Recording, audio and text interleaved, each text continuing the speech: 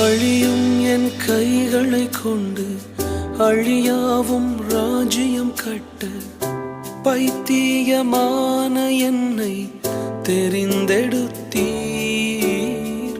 அழியும் என் உதடுகள் கொண்டு அழியாவும் வார்த்தையை சொல்ல எத்தனாய் வாழ்ந்த என்னை பிரித்தெடுத்தீர். ஆராதிப்பே அதை எண்ணியே வாழ்நாளெல்லாம்